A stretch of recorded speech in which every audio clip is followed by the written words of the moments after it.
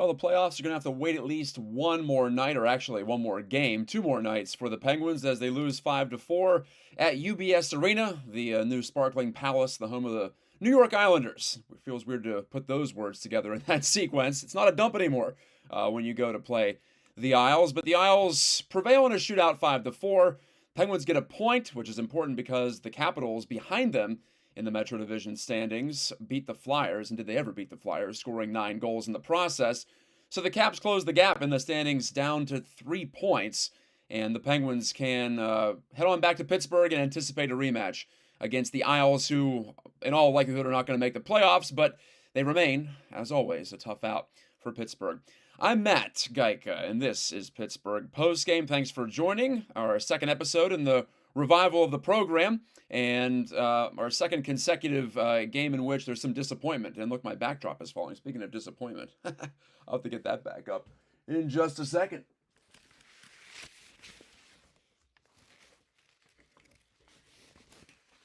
Here's a lesson. Never trust insulation to hold up your backdrop. Anyway, there you see how the sausage is definitely made here on Pittsburgh Postgame. Thanks again to Mike Osti and the good folks at Pittsburgh Sports Live. Hopefully that holds up the rest of the way, as the Pens were vanquished in a rather uninspired fashion in the shootout. Apparently dekes aren't allowed anymore, or in the case of Chris Letang, when you try a deke, you can't even get the puck to settle down. So, again, shootouts don't matter in the big scheme when you're talking about trying to contend for a Stanley Cup, but when you're trying to qualify for the playoffs, they sure do count, and not that the Penguins are going to miss out on the postseason because of that.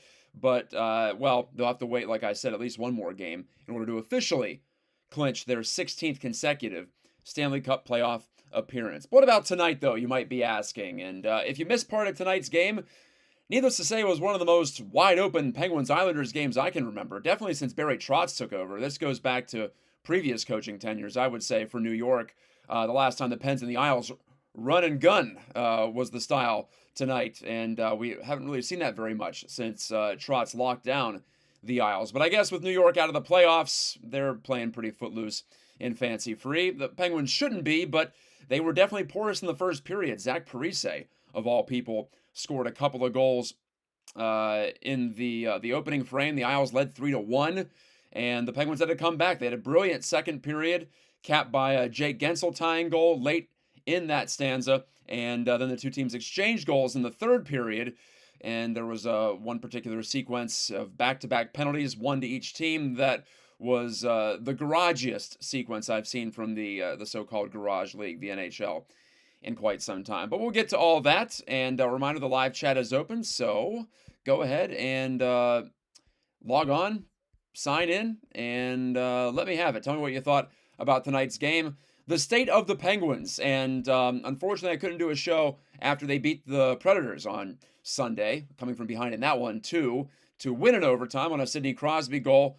Tonight, the Penguins rather shorthanded as a partial result of what happened during that game against Nashville. Yevgeny Malkin, you probably heard, suspended 4 games for his cross-check to the Chicklets of Mark Borowiecki of the Nashville Predators on Sunday. So Malkin out for the next 4, counting tonight, so that covers the back-to-back situations here we have against the Islanders and against the Bruins next week. So 2 opponents that should figure to be rather competitive, and I mentioned the Islanders always are, even though they're not going to make the postseason. They've had a winning record here at their new home at UBS Arena, and we all know the history of these two teams, especially recently. It's usually pretty tight.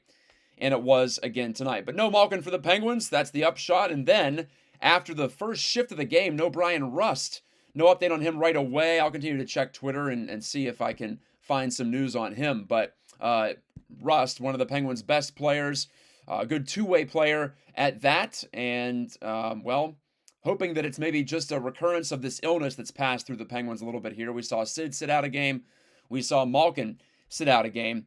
And maybe that's the case with him. And Evan Rodriguez as well did not finish the game. I realize he hasn't been lighting it up lately in the second half of the season, but he only played 6 minutes and 27 seconds tonight. So the Penguins were down to 10 forwards for essentially the final 2 periods plus overtime of this game.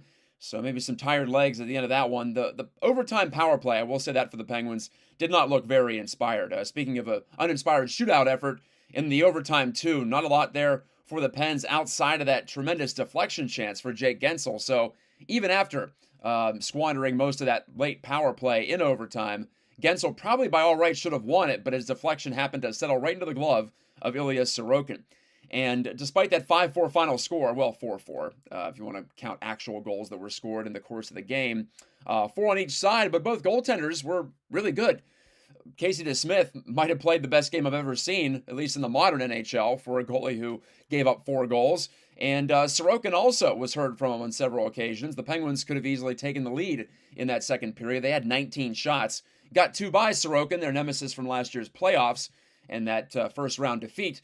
But they did dent him 4 times, so if they see him again on Thursday, they should have a little bit more confidence than you might imagine after, I mentioned, last year's playoff defeat. Sidney Crosby, a couple of assists. Jake Gensel, 2 goals and an assist. So you can have a couple of Jake shakes tomorrow, if you please, but only half off of 1, I think, is the deal there. Gensel also has 7 shots on goal, 2 more that he missed. So Jake with a big night as the Penguins loaded up on the top line there. You saw Rickard Rakell with Crosby. Again, tonight, Rakell picked up 2 more assists. As I tweeted on Sunday, I think Rakell became a Pittsburgh Penguin officially on Sunday in that game against Nashville with the 3 helpers, including the beautiful assist to Crosby in overtime. Just seems like a smart, tenacious hockey player, a guy with some real skills, also some size, ability to carry the puck. So I'm excited to see what he can continue to add here late in the season. Not that I'm harboring any kind of fantasy that he's going to be with the team for any longer than the end of this season, but I'm happy that Ron Hextall stuck his neck out and pulled him into the fray. Also great to see Jason Zucker back. 6 shots tonight, 2 more that he missed, 1 that was blocked. So he was ever present. He was denied by Sorokin early in the overtime. So I guess a couple of decent chances in sudden death for the Pens to try to win it there before they got to what this year has been the Forsaken shootout, and Zucker was a big part of that. Zucker also nearly put the puck in his own net in overtime, and for once, I was happy to see Zucker not able to finish a chance. Thank you very much. There was some debate, actually, on whether the Penguins would have forfeited the point that they won in overtime. Oh, there goes my backdrop behind me. You know what? Screw it. I'm pulling it down. There was some debate whether the Penguins would have forfeited the point that they earned in overtime if Zucker would have put that puck in his own net, because there is a rule in the NHL that if you pull your goalie in OT and you get scored on, then you forfeit the point that you earned going to overtime. Now, that's not tailored for this situation. It's more for a situation where a team is desperate for points. In this case, it would have been a total mistake, but I don't think that would have counted, or I don't think it would have qualified for that little loophole in the rule book, just because Casey DeSmith was not off the ice yet. That puck went right by him as he was headed to the bench, and Zucker was trying to pass it back to his goaltender, soccer style. Fortunately, the pass wasn't very accurate, and fortunately, I think, for the Penguins, DeSmith also wasn't off the ice. Assuming it would have gone in, I think that the Pens still would have gotten their point and moved up to 95 on the season. Still on pace for a plus 100 points on the year for the Pens, but again, it's getting very interesting at the bottom of that Metro Division playoff field, and the Penguins could very easily drop into a crossover game against the Florida Panthers. The Athletic today had the odds posted by Dom Lucian, and his projections said that it was most likely the Penguins would play the Rangers in a 2 versus 3 matchup in the Metro, but it was, 45% likely to play the Rangers, but 35% to play the Panthers in a crossover game. Because the Caps have been so hot lately. They've won 4 in a row, including tonight's blowout victory of sad sack Philadelphia. And yes, it does give me some pleasure to describe them that way. Remember, you can chime in here. It is interactive, even though it seems like most of you have gone to bed after that one, 7:30 start. And, they carried on well into the night tonight with the overtime and the shootout. Some notes that I took from tonight's game. As I said, a wide open game and 45 shots for the Penguins in regulation, at least. I want to say they ended up with more than that after getting a couple more on net. Yes, 47 for the game for the Penguins, 37 for the Islanders. Not your typical Pens-Isles game in the Barry Trotz era, that's for sure. And it was actually refreshing to see the Islanders open it up a little bit. Even Zdeno Chara was making a move up into the offensive zone before DeSmith stopped him late in the third period. Wouldn't that have been something for old man Chara? What is he, 43, 44 years old to get his first goal with the Islanders? But again, happy that did not come to pass. Tonight for the Penguins, just 1 for 5 on the power play, including that crucial miss in overtime. Mikey P on Twitter. We'll go to social media for some comments here. He says something's got to give with the power play. At this point, they're giving up better scoring chances than they're generating. Yeah, I don't disagree with that. Should never get to a shootout when you get a 4-on-3 advantage. I'm not going to say never, because I think 4-on-3s are something like 30 or 40% conversion rate in the history of the NHL, so it's not like it's automatic or anything. It's not quite to the level of a 5-on-3 power play either. Steve Voitko says he would have liked to have seen Raquel out there in the shootout. I hate to say it, but Crosby doesn't look very interested in doing anything but cruising in and shooting. Even Jake Gensel, who usually gives you a little bit more deception, he just came in on Sorokin, skates on train tracks, and ripped it right into his glove. And it wasn't even that hard of a shot. I think ripped is an overstatement for Gensel. At least Letang tried something, but the puck fell off his stick as he tried to cut back and make a move. Pens fan NC Mark on Twitter says Letang was just off tonight. And he also uses the green-faced, nauseous emoji for Letang's shootout attempt. Letang is 1 for 16, actually, says Easy Tigers on Twitter. 1 for 16 over the past 4 years. Shouldn't have left off that little phrase at the end. 1 for 9 this season. Yeah, he used to be almost automatic with that little backhand move. I'm not saying that that's always going to work for the rest of your career, but maybe try to go back to that. That seemed to be pretty effective. So the Penguins, even if they would have won in overtime, though, that still would have been 3 consecutive wins that needed overtime.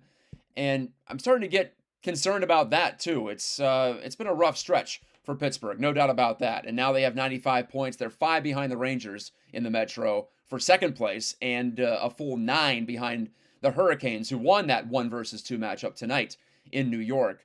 So the Canes looking pretty good with 8 games to go to win the division. And the Rangers looking pretty solid in second place, too. The lone drama left, or the biggest drama left in the Metro, is who's going to take the third spot, Penguins or Capitals. And the Pens with 94 points, they're also behind, 95 points, pardon me. They're also behind the Lightning, tied with the Bruins. So, we still have some high leverage games in terms of playoff seeding coming up, even though it's almost a foregone conclusion that the Pens are going to make the playoffs. Tonight, I feel like a broken record from last week when I was talking about how I wanted to see both the Penguins and the Rangers at full strength go toe-to-toe. Well, that didn't work out because Sid sat out that last Thursday matchup against New York with an illness. This time, Malkin out due to suspension, and we barely see Rustin Rodriguez. So the Penguins were overextended for sure. Crosby, I think, played 24-plus minutes. That's pretty high for him. These days, or really any day in the modern NHL, forwards don't play that much time. Pittsburgh Sports all the time. We have a comment on the live chat. Hello, my friend. And he or she asked, what was the point of playing Casey tonight? I understand he had a good game against Nashville, but I would think you'd want to get the win on the road, so start your starting goalie. Yeah, that's an interesting debate, isn't it? Because I was surprised to see back-to-back starts for Casey DeSmith. Not that he hasn't played well recently, and he was dynamic early in that game against the Preds to allow the Penguins the chance to come back, and he played well tonight. But the decision stands on its own, and we can assess the decision based on the merits from what we had for us as far as information pregame. No indication that Jari's feeling ill or is at all battling any kind of injury. And you make a decent point about wanting to start your better goalie on the road to give yourself a chance to win. Or maybe you want to double down on strength and start your better goalie, presumably, at home and try to totally lock down that possibility at 2 points. Not that there is any kind of guarantee in a sport like this, in a league like this with so much parity. But there are 2 different ways of looking at that. I'm not sure it's so clear-cut. But bottom line, I was surprised, not shocked, but surprised to see DeSmith get back-to-back opportunities. It seems pretty clear that Mike Sullivan has determined that Tristan Jarry is his number 1, and DeSmith is his backup. That's been the case all year long. They've shown confidence in Jarry, both Sullivan and the general manager, Ron Hextall. And, here we are, and you see DeSmith getting back-to-back appearances. Maybe it's more a case of getting some rest for Tristan Jarry, as you know, once the playoffs start, he's going to be the guy. Well, you hope he's going to be the guy because that means he's staying healthy and staying on the ice. Looking ahead for the Penguins, just 7 games to go now. So, yeah, the opportunities for points are running short, and they don't have that many quote unquote easy games left.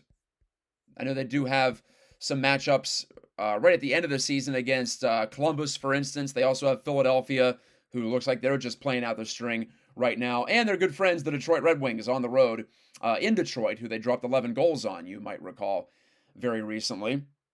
But after this home and home against New York, it's a home and home against Boston Saturday, Thursday, and then Detroit, Philadelphia, Edmonton, and Columbus. So the final 4 games give you a chance as well to maybe work in Casey DeSmith after you clinch a playoff spot. And if playoff seeding is essentially determined, then I don't see why not. These were DeSmith's first back-to-back starts in quite some time. In fact, wow, you got to go all the way back to last season, the last time Casey DeSmith started 2 straight games. So maybe there is something to it. Maybe even Mike Sullivan's not sending a message necessarily, but just reminding Tristan Jarry that he's not a 10-year veteran at this point, or even a 5-year veteran at this point, and nothing's set in stone, especially if DeSmith is going to play at this level. I still think Jarry is going to be your number 1 guy at the start of the playoffs once the puck gets dropped there against whoever it is in the first round. But I don't think there's any harm in keeping Jarry just a little bit uncomfortable maybe, and realizing that it's not a guarantee that he's just going to start every game the rest of the season, or that he's going to be ensconced as the number 1 guy for the rest of the season, for that matter. So thank you for the question there, Pittsburgh Sports all the time. Let me go back and check Twitter. Nothing much that I can see, except Lemieux67 adding that the last many games for the Penguins have been uninspired, much like the shootout. Yeah, let's go back here. Let's just look. Where did the Penguins start to go wrong here? After they beat Arizona and Columbus back-to-back in regulation, took care of business, they lost in a shootout at Buffalo, shootout whatever, and also back-to-back situation with travel. So that one I didn't mind too much, but it was that game against New York on March the 25th, the 5-1 loss in New York, the Rangers, I should specify, after playing the Islanders tonight. But the Penguins looked disorganized, disinterested, and totally discombobulated in that blowout defeat. Then they came back and walloped Detroit 11-2, so they continued to TCB, take care of business, as Cosmo Kramer would say. But then the close loss to New York at home, a little troubling. They bounced back with an overtime win at Minnesota. That was a pretty strong effort with DeSmith in net, I should add. But then after that, the back-to-back losses to Colorado, the first one closer than the second one, getting blanked on the road at New York, and then a sloppy 6-3 loss to Washington on Saturday that threw all the playoff seeding into some disarray in the Metro Division. They beat Nashville. I think all involved called it a gut check type of win, and a game where maybe you find something. I'm not saying they played terrible tonight, but too many lapses again. And a game in which they score first, they score early. You hate to squander that and force yourself to rally not once, but in fact twice to get to overtime against the Islanders. So the Penguins now at 42, 22, and 11.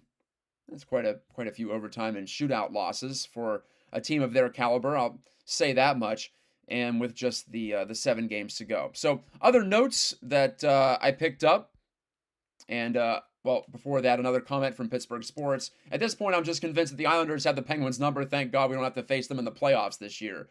Totally agree with that. I'm very happy to see the Isles miss the playoffs for a number of reasons. I find their style of play when they're playing well to be quite dull.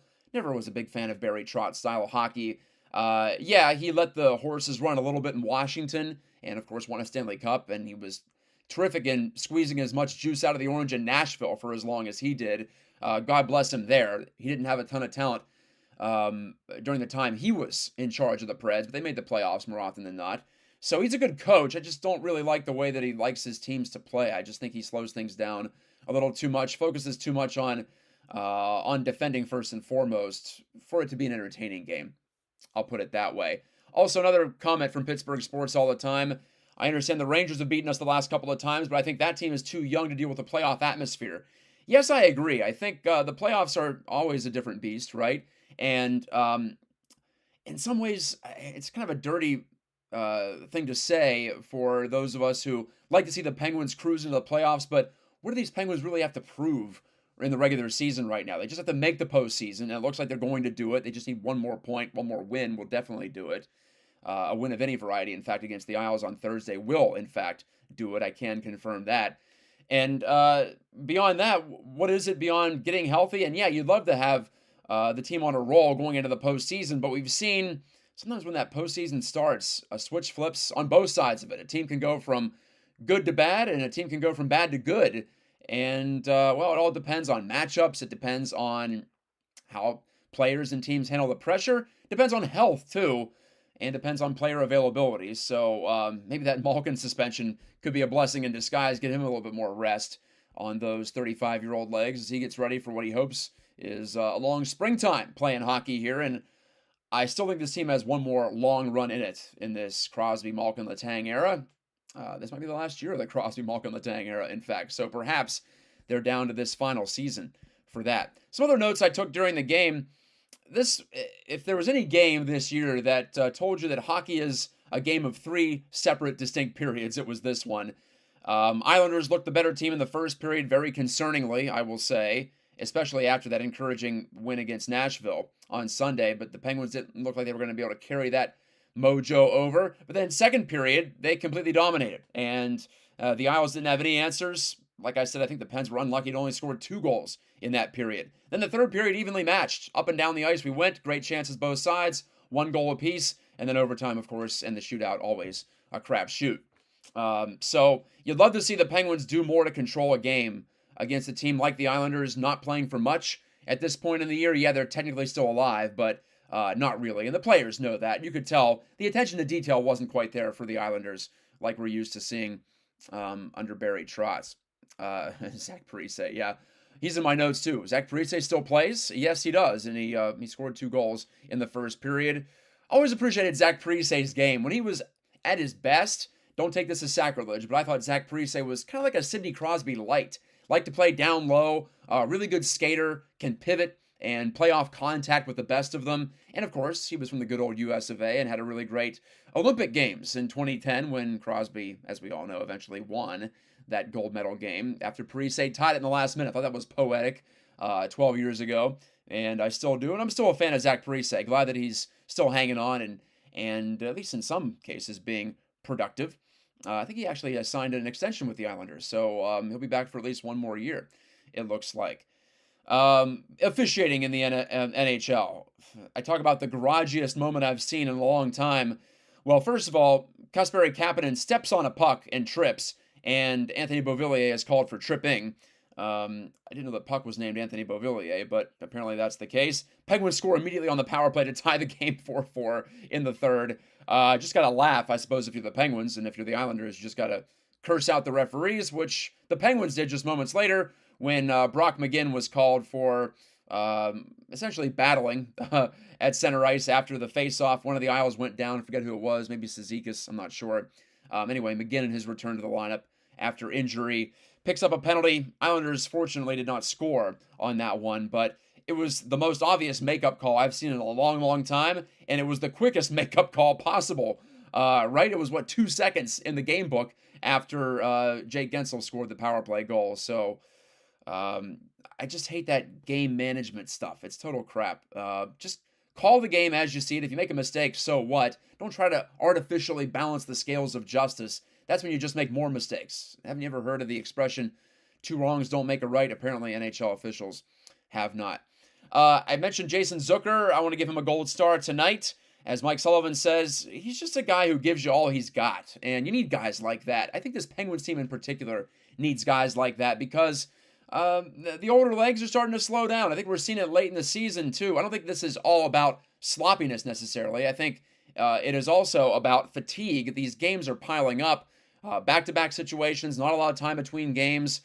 Still 7 left in the final 3 weeks, as I mentioned. So I think the Penguins, honestly, if this weren't hockey, if this were like the NBA, where this type of thing is more accepted, I think the Pens should give a guy like Crosby a couple nights off. Well, Malkin's already getting his nights off. Give Letang a couple of nights off. That guy skates more minutes than anybody, obviously, and more minutes than most in the NHL. So there's no harm in trying to work in some rest here late in the season, especially for a team like the Penguins where the playoffs are everything, and they have been everything for several seasons. How about Brian Dumoulin? Talk about a guy who might need a rest himself. Dumo keeps struggling. His turnover directly led to Josh Bailey's go-ahead goal in the third period. I saw someone say maybe the puck didn't even hit his stick on the rim around by the Islanders, but at any rate, he's got to corral that puck. It can't deflect away from him right in front of the net, whether he touched it or it hit an inconsistency in the dasher board. I don't know, but Brian Dumoulin is flagging late in this season, and he's too young to be looking like this, in my opinion. I don't know what's going on with him. Some guys peak earlier than others. Some guys decline earlier than others. Maybe Dumoulin is that. If that's the case, the Penguins could be in some trouble, but you also have to recognize it, and I think the coaching staff has. They dropped him from Letang's pairing, if you will, for Sunday's game. They kept it the same tonight with him next to Marino, I believe. So Dumoulin could afford to see some minutes drop down and could afford to see some responsibility drop down, but there's only so many guys that you can pile more responsibility on in this situation. And so, yeah, Dumoulin's got to at least get it leveled out here. It's been a difficult last several games for him, much like it has been for the team. Maybe no coincidence on that. Another comment from Pittsburgh Sports. All the time, just out of curiosity, I wonder where this team would be seated in the old conference format. Do I like the division format, he or she asks, or the old style? I like the old style with the conferences. I thought it was a more fair setup. It was also less redundant. I know that hockey likes to think that rivalries define everything. I think that's kind of an antiquated way of looking at your league. And, well, let's pull up the standings right now. In fact, I think Google actually still sorts them by conference, if I'm not mistaken, or they allow you to do that. Well, they actually don't, but it was a good story that I had while it lasted. So in the old division format, where the divisions didn't dictate everything, right now Panthers would be the 1 seed, the Hurricanes would be the 2 seed, Maple Leafs and Rangers tied for the 3 seeds. They'd be 3-4, and then Lightning in 5, Penguins and Bruins tied for 6. So they'd be either 6 or 7 in the old format, and looking at playing, well, guess who? Either the Rangers or the Maple Leafs. Now, wouldn't that be fun? Penguins and Maple Leafs in the first round. I've been pulling for a Pens-Leafs playoff series for the last several seasons since the Leafs got good again, and well, could have been a possibility.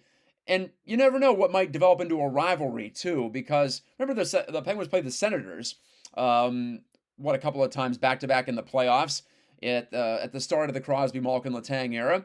And that got pretty heated over the years. They actually played, 1, 2, 3, 4 times in about 6 or 7 seasons. They played in 07. Sens won that one in 5, schooled the young Penguins. Then the Pens pushed back in 08 on their way to the Cup final. They swept the Sens in the first round.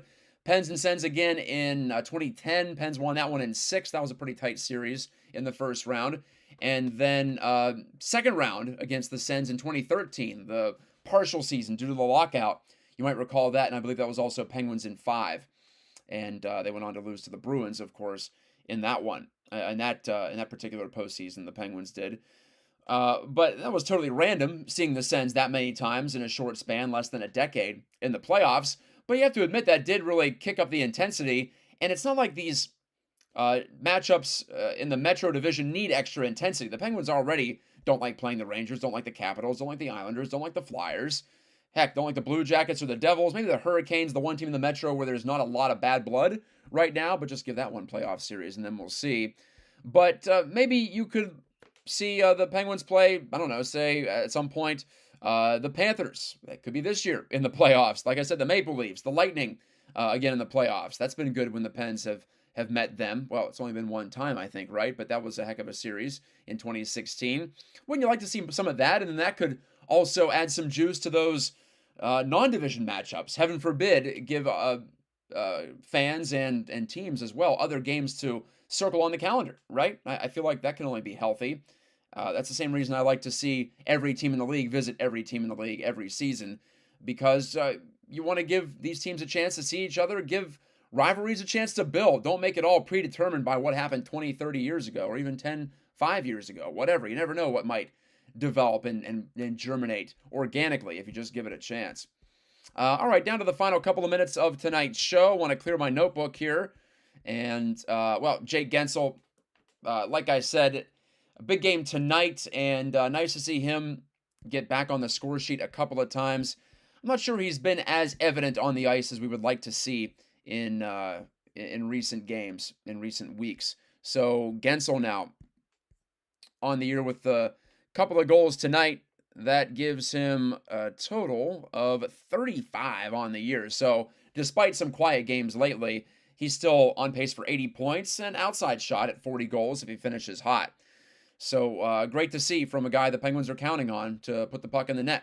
And they're counting on more guys to put the puck in the net. I'm hoping for more from Jason Zucker and Ricard Raquel, of course. Dan Heinen and Kasperi Kapanen showed a little connection here tonight. What a fine play that was to get the Penguins going in that second period, and they didn't let off the gas for a while after that. All right, next show here on Pittsburgh Postgame's coming up on Thursday. Pens and Isles, the rematch, the final matchup of the season between these two teams. Safe to call them rivals for sure, dating back to 1975. And if you're an old-time Pens fan, you know exactly why. Some heartbreak, a lot of heartbreak in the past for the Penguins against the Islanders, especially when it comes to the playoffs. But a good sign this year is, even though they're playing in mid-April, this is not a playoff game. These are not playoff games this week. And we can look forward to an Islanders-free Eastern Conference playoff field for the first time in a few seasons. And I wouldn't expect them to be gone for long. I think they'll be back next year, quite honestly, based on their track record, but maybe not. Maybe they've gone past their little peak here where they had an opportunity to contend. And hey, give them credit. They made the Final Four a couple of times in a row with teams that I think a lot of us would say weren't quite as talented as a lot of the teams that they outlasted in the last two playoffs, respectively. All right, I want to remind you to like and subscribe to Pittsburgh Sports Live so you know when we're going live. It was another two-show day here on PSL as Mike Osti hosted Pirates postgame. Buccos fell 2-1 to the Cubs in their home opener at PNC Park. I believe that drops the Pirates to 1-3 on the very, very young season. The Penguins getting to the end of their season. Looking forward to more and more intense matchups, much like tonight was, even though didn't mean much for New York. Still means a decent amount for the Penguins as they try to at least lock up a playoff berth. And then after that, try to stay ahead of the Capitals, the fast-charging Capitals, in the Metropolitan Division standings. Talk to you on Thursday for another edition of Pittsburgh Postgame. This is Matt Gajtka saying good night, and go Buffalo Beauts as well. Just picked up a shirt for my birthday. One of my good friends from Robert Morris, Emily Harley, plays for the Buffalo Beauts of the, what are they calling it now? The PHF, Pro Hockey Federation. So, women's pro hockey. Support that if you can. And, I'll talk to you in just a couple of days. Going to be back with you here on Pittsburgh Sports.